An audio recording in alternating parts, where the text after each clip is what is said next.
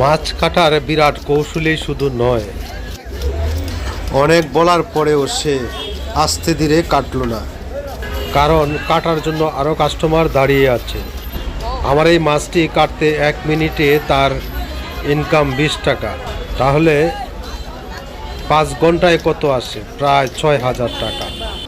তার মানে হচ্ছে আমার এই দেশে দক্ষ লোকের অভাব নেই, কিন্তু এরপরেও তাদের ভাগ্য পরিবর্তন হচ্ছে না।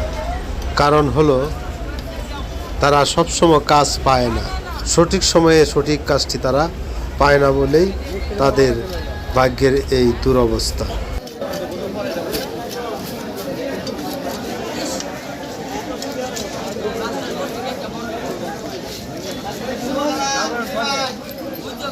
জলে